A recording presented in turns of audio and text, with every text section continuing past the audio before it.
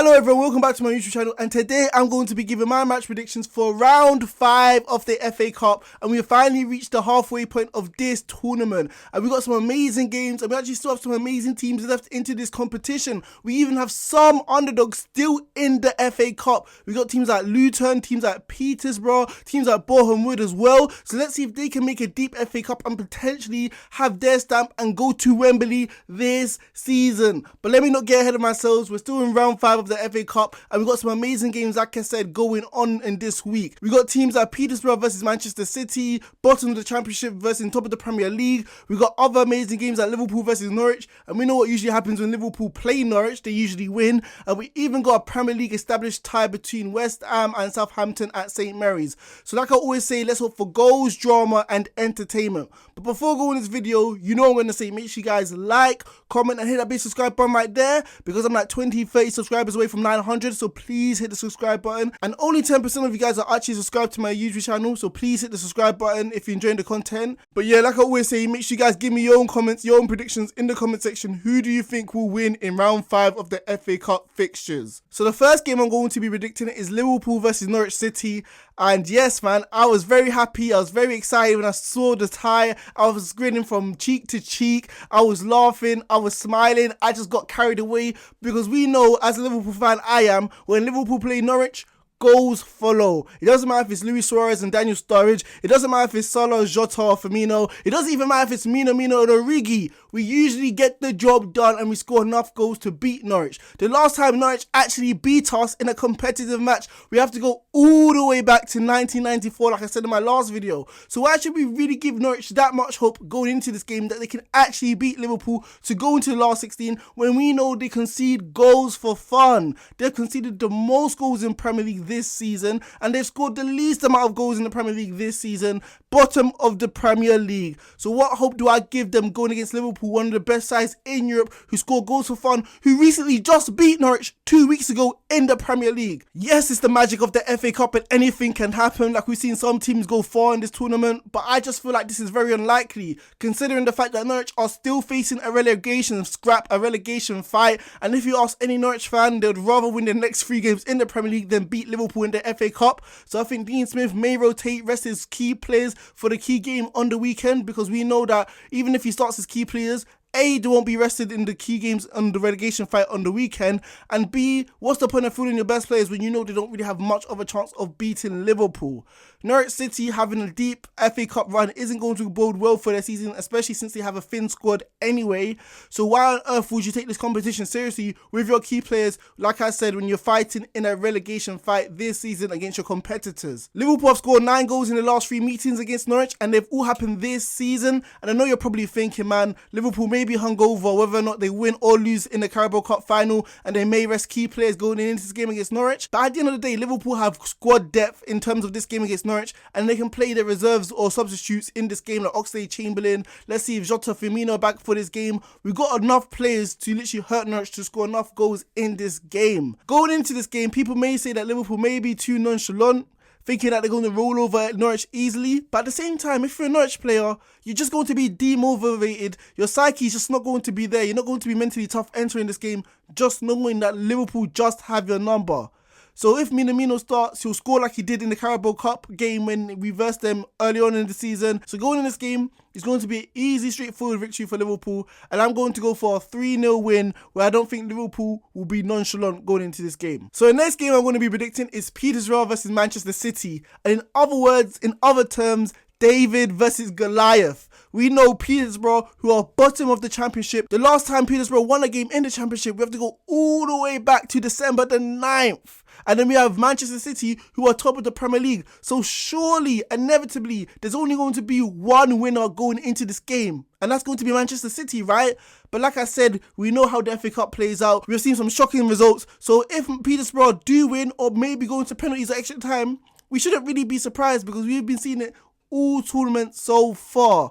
And going in this game, it will be interesting how Peterborough set up, because yes, they are suffering disadvantages because we know Manchester City have so much squad depth, so many world-class players who didn't even feature against Everton, like Jesus, players like Mahrez who came off the bench, players like Grealish who didn't even feature, and we have the young players like McAtee and even Palmer looking to make a start in this competition, raring to go because they haven't had that much playing time so far in this season. So let's see how they're going to set Manchester City, but Peterborough still have the home advantage. They still have their loyal hardcore fan base cheering them on throughout the whole of the 90 minutes, and we have seen when a team is home, especially a lower side, it gives them such an advantage because the fans give them the extra 10 to 20% to literally challenge their superior opposition. Especially when the English champions are coming to town, you're going to want to put on a performance, and I'm not doubting that Peterborough will try their best to impress the fans. And you know what, entering this game, Peterborough's manager Darren Ferguson might just throw caution to the wind. He may be thinking, you know what, we're already relegated, we're 9 to 10 points off safety in the championship,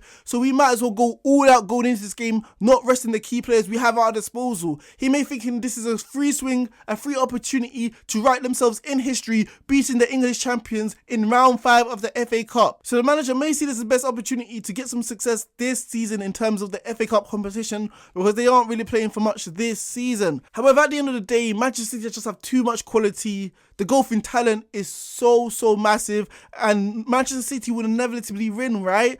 We know that Ferguson at Peterborough likes to play a 5 at the back. They're going to be resilient, compact, make it hard for Manchester City to break them down. And we've seen Manchester City get flustered like they did against Everton when teams actually press them and show that commitment when it comes to trying going in for tackles, going in for the 50-50 balls. And we saw Everton do this and get so much joy. But at the end of the day, Peterborough are not Everton. They aren't Premier League proven, Premier League quality, and this is why I think Manchester City will walk away with the win, and I think they're going to be quite dominant in this display, trying to build some sort of momentum going into the Manchester derby against Manchester United on the weekend. So I'm going to be predicting a easy 4-1 victory for the away side Manchester City against Peterborough. So the next game I'm going to be predicting, and in my opinion may be the game of the week, is Southampton versus West Ham.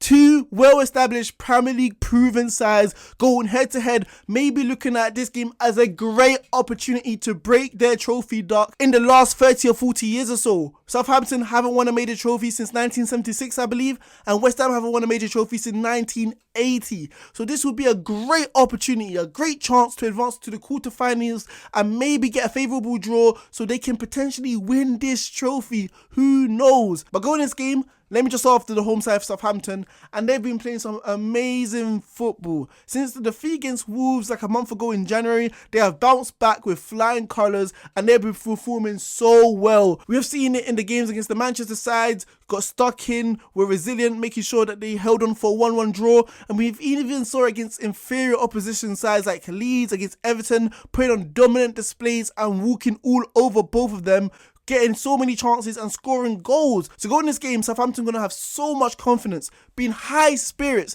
that they have been on an undefeated run for the 5-6 games or so, and they have been one of the best teams in the league on form for the last 5 or 6 games. So surely they'll be favouring their chances going against a West Ham side who have been at an iffy form at best. They have been inconsistent, winning 1 or 2 games in the last 6 games or so. So why should Southampton fear West Ham when they've already beaten West Ham early on in the season, winning 3-2 at the Olympic Park? And this game is going to be held at St Mary's, where we know home crowd makes a massive difference, especially in the FA Cup. We know West Ham have been in iffy form, like I said. They have some European commitments against teams like Sevilla. They also got a Premier League top 4 race to literally chase, which Southampton don't. So West Ham do have priorities, and maybe they're going to be resting their better players in this game, thinking they have more important games coming up, like the game against Sevilla and even the top 4 race. And we know West Ham's team, when it comes to squad depth, it's not there. So if you're missing key players like Rice, Antonio, Bowen, it's going to make all the difference, and Southampton are going to have a lot of joy in this game, especially versus a weakened West Ham side. Even if they don't rest, maybe they're going to be a little bit jaded because they've been playing so many games thick and fast without the luxury of being on the bench because they have to make up for the lack of squad depth. But going in this game, I'm going to be predicting the informed team to win, Southampton at St Mary's, who have just been amazing so far in the last 5 or 6 games or so. So I'm going to be predicting a 2-0 victory for the home side, Southampton. So the next game I'm going to be predicting is Luton Town versus Chelsea. So let's see if Luton are going to be the giant killers or if Chelsea are going to absolutely whitewash the inferior side Luton going into this game. But honestly, these two teams aren't going to be strangers towards each other because they have faced each other in the last FA Cup tie last year where Chelsea were able to beat Luton Town 3-1, even though Luton did challenge them and take them all the way in this game. But going in this game, it's going to be interesting how both teams set up. We know Chelsea coming off the Carabao Cup final, maybe there'll be a hangover, maybe they'll want to rest their key players. However, it's key to add that Luton have some priorities as well going in this game. 6th in the championship right now, trying to reach the playoffs this season so they can potentially have Premier League promotion. So will Luton rest their key players as well? We're going to have to see going into this game. However, if I was the Luton manager, I wouldn't. I would start my key players. A, because you're going to need to build momentum, finishing strong in the championship table, because we know how hard, how difficult, how draining that league is. And also, Luton have won 4 of their last 5 games. Why are you going to want to rest your key players, the players who've been in form against a Chelsea side who we know have given so many chances against inferior sides in cup competitions to come back and potentially advance into the next round? We saw it last round when they versed Plymouth for Gal, where Plymouth were only 10 minutes away to go to penalties against Chelsea, and we've even saw it in the Carabao Cup games where Chelsea were going to penalties. So Luton Town are not only in hot form, not only playing well, playing great football, but are also versing the world champions, which are going to give you much motivation anyway going into this game. But second of all, we know Chelsea will give you a chance, especially if they're resting key players after the final against Liverpool. So if I was Luton, I'm liking my chances. I'm going to roll the dice, and with the momentum we have, I'm going to start my key players and try win this game. However, going in this game, I feel like Chelsea will have too much quality. They have the squad depth. They even have the keeper if it goes to penalties. Kepa, we know, is an amazing shot stopper when it comes to penalties. They can rotate their world-class players with other good players well enough which will be able to defeat Luton Town. So I just feel like Chelsea will be able to pull out a victory even if the game is close. We also know Chelsea have the heart of champions. They know how to defeat teams even if they're not playing well, like we saw against Crystal Palace, against other teams earlier on in the season, even against Plymouth. So why should I doubt the champions of the world when they have proven time after time, especially in cup competitions, they know how to get the result over the line. So going in this game, I'm going to be predicting a fairly close game because we know Luton are home. The fans are going to be up for it. The world champions are coming to your stadium. But at the end of the day, Chelsea have too much quality and they'll be able to see the result through. So I'm going to be predicting a 2-1 victory for the world champions Chelsea away from home. So the last game I'm going to be predicting is Everton versus Boreham Wood. And what an amazing game for both teams to try reach the quarterfinals of their FA Cup. And Frank Lampard this season may break 2 pieces of history when it comes to Everton. The first one being getting Everton relegated for the first time in their club's history, and the second one being potentially winning Everton their first trophy since 1995. So Frank Lampard is all to play for, and let's see which piece of history you'll break this season. But focusing on this game against Boreham Wood, Everton are the clear favourites. Boreham Wood are in the National League. They're not even in League 2. So Everton have the strength and depth. They have the players, they have the qualities, they have the weapons all over the pitch to literally put Boreham Wood away. But you can't underestimate the underdogs because Boreham Wood have been playing amazing football, especially in the FA Cup, to actually get in this stage of the latter stages. So Everton can't rest on the laurels thinking it's going to be an easy, victorious game because we know they have been suffering defeats left, right and centre in the Premier League and don't really have that momentum going in this game to completely wipe the floor with Boreham Wood. But like I said, Everton are the favourites, and if they perform anything like they did against Manchester City, putting pressure on the opposition's players when they have the ball and win it in high dangerous areas potentially so they can create opportunities, Everton should easily be winning this game. However, what will give Boreham Wood hope is that the fact that Everton have been inconsistent so far this season, beating Leeds, convincingly playing a brilliant football with a high press, and then losing to a team like Southampton. Although have been in good form, still Everton Football Club should be expecting to beat those sort of teams.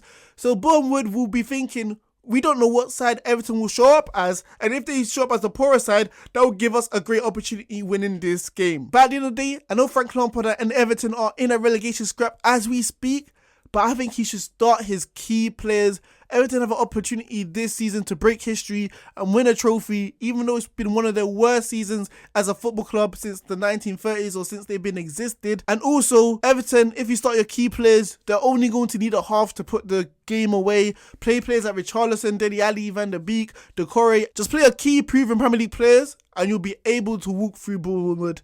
So going in this game, I think Everton will start strong. Frank Lampard will see this as a great opportunity to win a trophy for Everton, and I'm going to be predicting a 2-0 victory for the home side.